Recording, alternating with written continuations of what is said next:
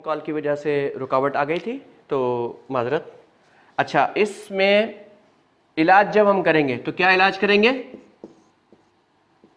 जाहिर है जो मादा हमने देना है, जिस निज़ाम की खराबी आई है उसी को देना है ना। तो यहां पर क्या इलाज में देंगे, कौन सी दवाई देंगे, किस तहरीक की दवाई देंगे? उज़लाती असाबी की। गुड। जब हम उज़लाती असाबी की दवाई देंगे मरीज को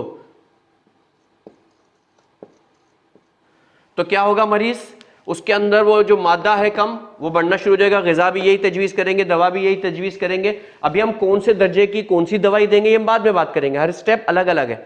अभी हम फिलहाल हमने मर्ज़ की शनाख्त की तहरीक की मदद से, फिर हमने आइडेंटिफाई किया मकाम मर्ज़ को। अब हम क्या कर रहे हैं? मकाम मर्ज़ को आइडेंटिफाई करने के बाद उसका इलाज कर रहे हैं। और जब हम उसका इलाज कर रहे हैं, किससे कर रहे हैं? उज़लाती असाबी के साथ इलाज कर रहे हैं। जब उज़लाती असाबी इसको देंगे और ये चीज़ें सारी हमने बंद कर दी हैं तो मरीज़ ठीक होना शुरू हो जाएगा, आ जाएगा ना हालत सेहत के अंदर। अब हम एक चीज़ और देखते हैं।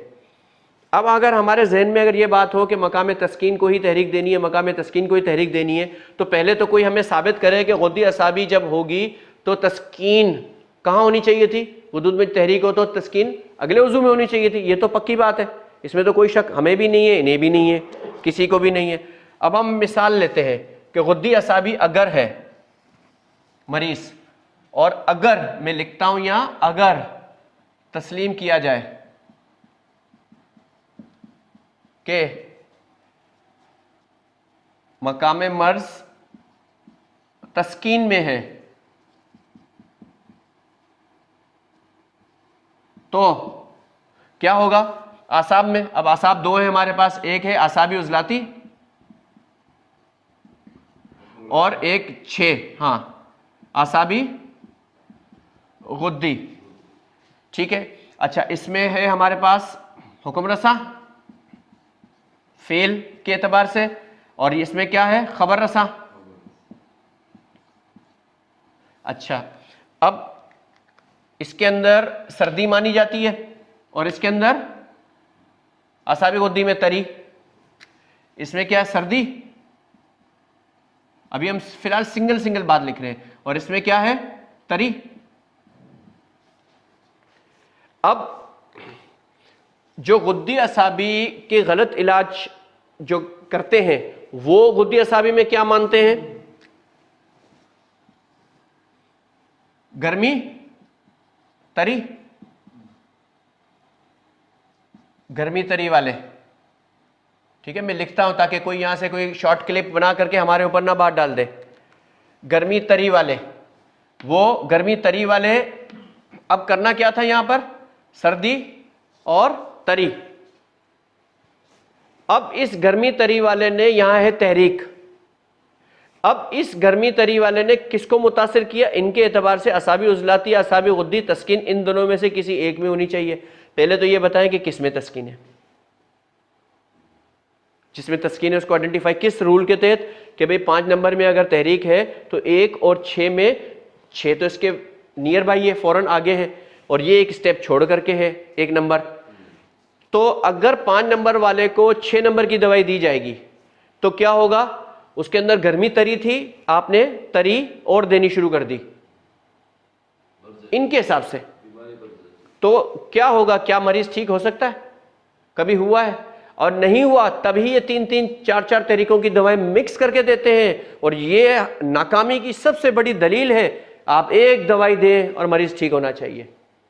हम एक दवाई देंगे मरीज ठीक होगा। आप इसके अंदर अगर एक दवाई दे करके पहले मरीज साबित करें गुद्दी असाबी, आप जो मानते हैं, गर्मी तरी मानते हैं, जो मानते हैं, लेकिन आप उसके तहत गुद्दी असाबी को तो हम सब मानते हैं ना, गुद्दे नाकला को तो मानते हैं ना, इसके मरीज को आप 6 नंबर की दवाई या 1 नंबर की दवाई एक ही दें और मरीज को ठीक करें। मरीज साबित करें पेशाब से, नब्ज़ से यही हो, तो हम आपकी बात मान लेंगे। वरना हम आपको अपनी बात मनवाते हैं। लाएं, आप 5 नंबर के मरीज लाएं, आइडेंटिफाई करें, उसको ये उज़लाती असाबी दवाई दें। कैसे मरीज सही नहीं होगा? शिफा हमारे रब के हाथ में है। लेकिन आप अल्लाह से डरते हुए जब आप सही काम करेंगे तो रिजल्ट आपके सामने ऐसे आएंगे कि आपकी सोच है। जो निज़ाम में खराबी आई है, जब ये 5 नंबर का मरीज आता है तो वो बेचारा परेशान, दिल के अमराज में परेशान हो रहा होता है, उसके उज़लात काम नहीं कर रहे होते, थोड़े से मुशक्क़त से थक रहा होता है, मूवमेंट करना मुश्किल हो जाता है, अजीब मुश्किलात का शिकार होता है। तो मुझे बताएं कि उस मुश्किलात के शिकार आदमी के हमने बोझ बढ़ा दिया गलत इलाज करके। अगर आप उसको सर्दी देंगे तब भी गलत होगा, तरी देंगे तब भी गलत होगा, दोनों हालतों में गलत आएगा अगर कोई सही करके, क्योंकि ये निज़ाम और ये निज़ाम खबर रसा और हुक्म रसा तो ख़राब हुए ही नहीं थे। अब आप इसको जब छेड़ेंगे, इसको जब तेज़ करेंगे तो मरीज़ एक नई तकलीफ में मुब्तला हो जाएगा जो इसकी, क्योंकि ये ऑलरेडी हालत सेहत में थे, ये इफेक्ट हुए ही नहीं थे, तो जो सही चीज़ थी उसी को आप और बढ़ा रहे हो। तो ये जब अपनी लिमिट से आगे बढ़ेंगे तो मरीज को और मुसीबत में, परेशानी में डालेंगे, क्योंकि इसकी तो खराबी थी नहीं। एक बंदा सही काम कर रहा है उसको आप छेड़ रहे हैं, एक निज़ाम सही काम कर रहा है जिसम में छेड़ रहे हैं, वो किस उसूल के तहत होगा? इसके उसूल आप भी तो कोई बयान करें ना, कि सिर्फ अगली तहरीक से इलाज करना है तो यहाँ अगली तहरीक के 5 का इलाज 6 से कैसे करके दिखाएंगे, खबर रसा को कैसे आप छेड़ रहे हैं और यहाँ पर आप तरी को कैसे बढ़ा लेंगे। फिर तरी के साथ क्या है, आपके यहाँ गर्मी मानी जाती है, तरी के साथ क्या मानते हैं, ये गर्मी, ठीक है, और यहां सर्दी के साथ क्या मानते हैं, खुश्की। जब आप मरीज को, गुदूद नाकला का मरीज है, ठीक है, अगर ये 25-75% जो बताते हैं ये लोग, मिसाल के तौर पे ये 25 और ये 75% अगर है, और अगर आपने इसको 6 नंबर वाली दवाई दी तो 6 नंबर में क्या है, 25 और ये 75, तो आपने क्या किया, तरी गर्मी, गर्मी तरी, तरी में 25 थी तो यहां पर आपने क्या किया, 75 तरी में और डाल दिया, यहां गर्मी में 75 था, यहां 25 इसमें और आपने इसमें मिला दिया।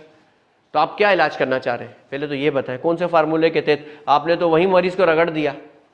अगर जो हमारे साथी जिनके रिजल्ट नहीं आते वो गौर कर लें कि यहां पर कितनी बड़ी मिस्टेक होती है, यहां पर कि यहां पर किस चीज का गलबा है, तरी का। तरी 75% या 25% तरी थी, उस तरी को इन्होंने बढ़ा करके कहां लेके गए, 75% पे मिला दिया, तो ये इंक्रीज हो गई, शिद्दत में आएगी। बकौल इनके तरतीब से देख रहे हैं, अगर ये शिद्दत में आएगी, हालांकि एक और उसूल के तहत ये बात गलत भी है, वो हम आगे बयान करेंगे। और वो उसूल क्या है कि जब आप 2 लफ्ज कहे जाते हैं तो ये अज़ू की मशीनी तहरीक को जाहिर करता है, ये खून के अंदर कीमियावी को, खिलती एतबार से। तो जब यहां पर क्या, ये खिलती एतबार से, ये अज़ू के एतबार से, अज़ू के एतबार से उसके अंदर शिद्दत आई हुई है, तहरीक है, सही है। अब उज़ू के अंदर जब शिद्दत आई हुई है और यहां पर ये वाला उज़ू है, ये इसकी उज़ू की नुमाइंदगी ये वाले करेगी और ये खिलतगी करेगी, ठीक है। तो ये खिलती एतबार से ये 25% है जो हमने दवाई दे रहे हैं उसके अंदर, और उज़ू के एतबार से ये किस उज़ू को छेड़ेगी, असाबे गुद्दी के निज़ाम को, असाब को जाके छेड़ेगी 75% अपनी ताकत के साथ। तो ये तो कम ना हुई ना, हबस हो जाएगी, मरीज घबराएगा, परेशानी का इजहार करेगा कि वो हॉस्पिटल पहुंच जाएगा, लेकिन वो ठीक नहीं होगा कभी भी। अगर ठीक हो सकता है तो फिर आप लोगों को नुस्खे नए नए ढूंढने की और इसकी फिर लालच ना होती। और हमारे क्लासेस का मकसद किसी पे तंज करना या बात करना नहीं है, लेकिन हमारे बाद साथी बैठे होते हैं और जो दूसरे तरीके से इलाज करते रहे हैं, जिनको रिजल्ट नहीं मिले, तो उनके लिए क्लेरिफिकेशंस के लिए हम ये बातें करते हैं। हमने ना तो कोई महाज खोलना है और ना ही किसी को ज़रूरत है कि कोई हमारी बातों का जवाब दे अपनी वीडियोज़ में, फिर हम उसका जवाब दें। हम इस सिलसिले में नहीं, हाँ जिसे बात करनी है फिजिकल आके बैठ जाए, हम बात करने के लिए हर तरीके से तैयार है। तो हमने ये देख लिया कि किस तरह से। अब एक गुद्दी की मिसाल एक और देते हैं, उज़लाती गुद्दी से ही हम करते हैं, बल्कि गुद्दी उज़लाती से। गुद्दी उज़लाती, अब गुद्दी उज़लाती में ये किसको बता रहा है, अज़ू की मशीनी हालत को। आज की थोड़ी सी बोरिंग क्लास भी होगी, लेकिन ये उसूलों को हमने समझना है। और ये खून की कीमियावी को। अब जब इसको अगली तरीक का इलाज करने वाले जब देते हैं तो क्या दवाई देते हैं, गुद्दी आसाबी। और क्या कह के देते हैं कि जी यहां पर सफरा बढ़ा हुआ है, फासिद हो गया है सफरा, तो उसको हम गुद्दी असाबी दे करके यहां से ड्रेन कर लेंगे, निकाल लेंगे। ये गुद्दी असाबी जो है वो सफरा पैदा भी करेगा और खारिज भी करेगा, बकौल हमारे दोस्तों के। तो अगर ये हरारत पैदा भी करेगा, खारिज भी करेगा, तो अव्वल तो इसमें कोई बीमारी होनी नहीं चाहिए, क्योंकि ये तो इक्वल बैलेंस कर देता है ना। फिर इसमें बीमारी कैसे हो, बड़ी खतरनाक मर्जों को भी हम देखते हैं यहाँ होते हैं, वो होने नहीं चाहिए। अब हम ये देखते हैं कि ये किसको तेज करेगा, अज़ू की मशीनी हालत है ये, और ये क्या है, खून की कीमियावी, जैसे ऊपर था।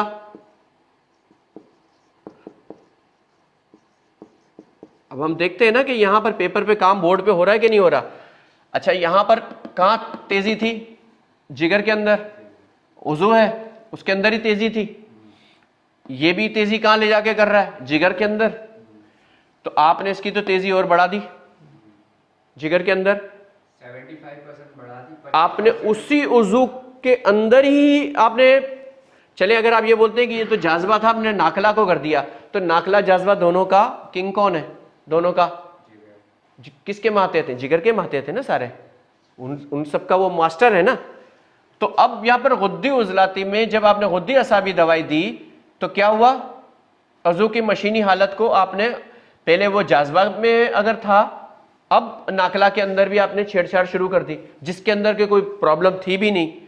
अच्छा, हजरत साहब रहमतुल्लाह अलैह ने कहा था कि इसको बढ़ाना है उसूल के अंदर, तो आपकी वायलेशंस क्या ये बढ़ी, इसकी जगह पे तो आप असाबी ले आए। अच्छा, गुद्दी असाबी में आसाब कौन से, असाबी गुद्दी जिनसे ताल्लुक है वो 6 नंबर के हैं, ये 5 नंबर है, ये 4 है, और ये कौन से उजलात थे, 3 नंबर वाले गुद्दी उजलाती है ना, 3 के साथ था। अब उजलाती निज़ाम को बढ़ाना था, उजलाती खिल्त को बढ़ाना था, खून में ये पैदा हो चुकी है ना, आपने बढ़ाई कौन सी, आसाबी, जिसका यहां काम ही नहीं था कोई। आसाबी गुद्दी में क्या चीज होती है, खिल्त, तरी, इस इधर में क्या है, खुश्की। अब इस उजलात के खुश्की के हामिल या सौदावी निज़ाम को बढ़ाना था, बढ़ाया किसको, तरी के निज़ाम को, बलगमी को। तो भाई आपकी किस लिहाज से ये क्वेश्चन सही बनती है, आज़ा के एतबार से भी गलत किया, औज़ू की मशीनी और कीमियावी हालत के लिहाज से भी गलत, फिर जिसको बढ़ाना था खून के अंदर पैदाशुदा को, उसके लिहाज से भी गलत। यानी कि इसका हम जिस हालत में भी जायजा ले गलत। और अगर इसकी मजमूई कैफियत किया, यहां पर हरारत बढ़ी हुई है, सब मानते हैं। गुद्दी असाबी में क्या बढ़ी हुई है, हरारत। जो मानने वाले हैं, हम नहीं मानते, हम तो कहते हैं रोशनी है। जो मानने हम उनकी बात कर रहे हैं, वो भी कहते हैं हरारत। हम ये लिखते हैं हरारत वाले, ताकि पता चले कि जो इसको यहां पर हरारत मानते हैं उनसे मुराद है। तो हरारत का इलाज हरारत से किया, ये भी गलत। समझ में आ रही है कि किस लिहाज से गलत है अगली तहरीक से इलाज। यार कैफियत को और आज़ा के अफ़ाल को और जो शराइत इन सबको सामने मद्देनज़र रख के आप तश्कील देना। उस्ताद बनने से, बोलने से थोड़ी हो जाता है। हमने तो साबित करना है, हम तो तालिब इल्म है भाई, और तालिब इल्म रहेंगे इंशाअल्लाह, तलब इल्म में आगे बढ़ते रहेंगे। तो यहाँ हमने एक इक्वेशन में हमने आराम से साबित किया कि सही इलाज कैसे सही हो जाता है और गलत इलाज कैसे सही होता है, गलत हो जाता है। और उसको अगर सही करना है तो उसी फार्मूले पे आना है जो हमने कहा। और जो दावेदार है कि अगर ये इलाज सही है तो भाई हमें भी आके बताएं, समझाएं कि ये कैसे सही है।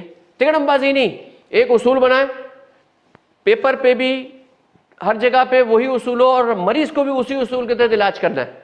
ये नहीं कि मरीज आया है तो उसूल बदल गए। अब जी ये अगर जानकुनी की हालत में क्या अक्सर कह दिया जाता है, जी हजरत साबित साहब रहमतुल्लाह अलैह की ज़ाहिर किताबों का हवाला जात का इनकार नहीं कर सकते, तो जान छुड़ाने के लिए एक जुमला गढ़ लिया है कि जी वो जो है अगर इमरजेंसी सूरत हाल हो। यार हजरत साबित साहब रहमतुल्लाह अलैह ने क्या सारे इलाज इमरजेंसी के किए हैं? पहली बात तो ये जो 6 का इलाज 3 में, 3 का इलाज 6 में, 1 का इलाज 4 में, 4 का इलाज 1 में, 5 का 2 में, 2 का 5 में, हम इंशाअल्लाह ताला वो हवाले भी देंगे और देते भी रहे हैं, हमारे पास वीडियोस के अंदर मौजूद है हवाला जात। तो मुझे ये बताएं कि क्या हज़रत साबित साहब रहमतुल्लाह ने सारे इलाज इमरजेंसी में किए? क्या उसमें सारी जो कैफियत थी इमरजेंसी की थी? चलो एक हैज़ा जानकुनी का मसला बता लेंगे ना, बाकी क्या सारे मसाइल जानकुनी के थे? कहीं पर भी नहीं। फिर वहां पर अगर इलाज हो रहा है तो जो दवा और जो उसूल जान बचा सकता है वो मरीज को शिफा नहीं देता। और अगर वही उसूल अगर हम अपने मरीजों को रेगुलर अपनाते हैं, हाँ उस दवाई की आप जो कुव्वत है उसको कम दर्जे की दे दें उसी उसूल के तहत, तो जो मरीज की दवा जान बचा करके जो दवा लेकर के आई, क्या वही दवा मरीज को दीगर हालात में मुफीद ना होगी? यार कैसे उसूल है?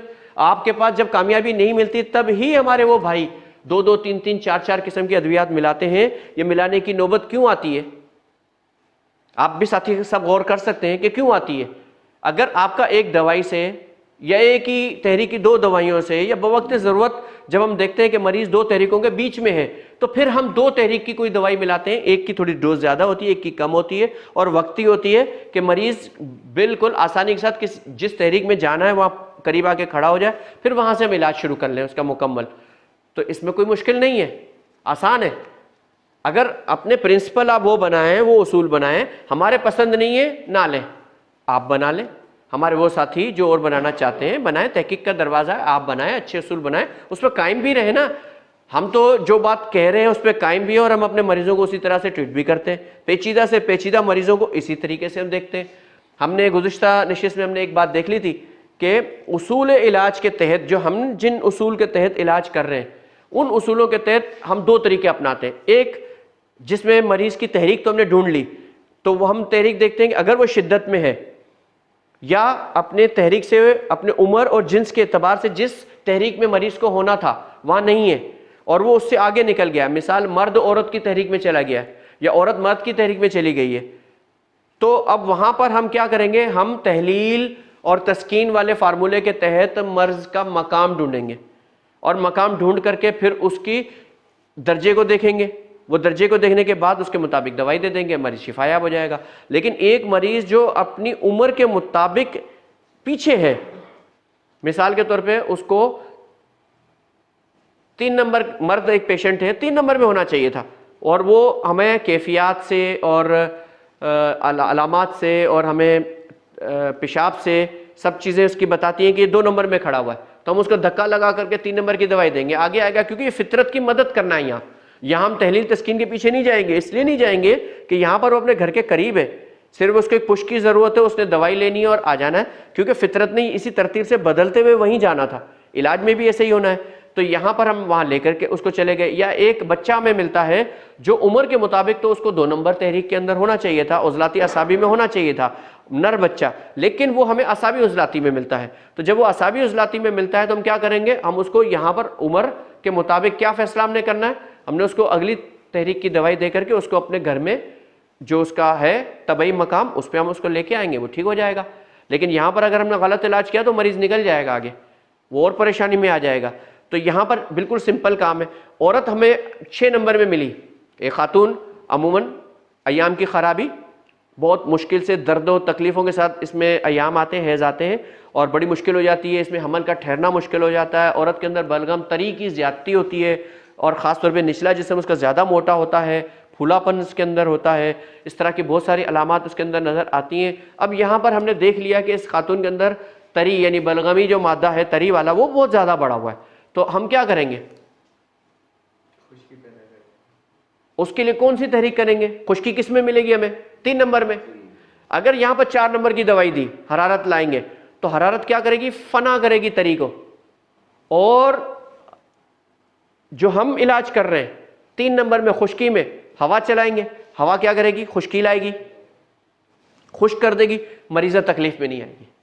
लेकिन अगर हमने उसको 4 नंबर की दवाई दे करके 3 वाले को, अगर हम ले करके 6 वाले को अगर हमने 4 वाली दवाई दी तो क्या नुकसान होगा?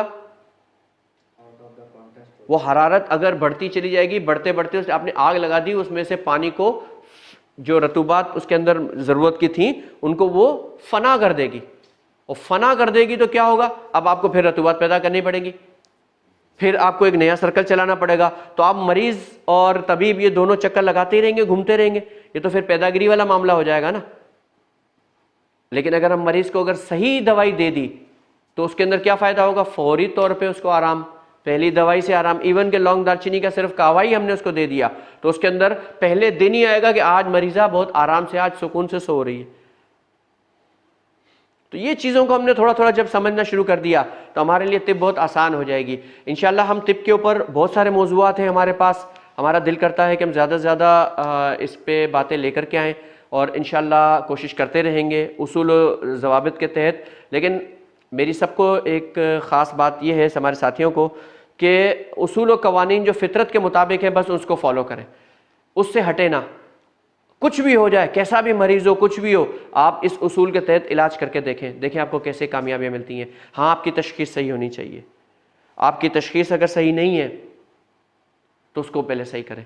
और एनाटॉमी, फिजियोलॉजी, पैथोलॉजी, ये इन किताबों को पढ़ें। यूट्यूब के ऊपर इस पर वीडियोज़ मौजूद हैं, उन वीडियोज़ को देखें। इंशाल्लाह जैसे जैसे आप इल्मुल अब्दान को, इसके जो आमाल हैं, अफ़ालुल आज़ा हैं, इनको समझते जाएंगे, कान मुफरद आज़ा आप सबके लिए बहुत आसान होता चला जाएगा। इंशाल्लाह अपनी इल्मी काबिलियत को बढ़ाएं। इंशाल्लाह मिलते हैं अगली वीडियो में आपके साथ।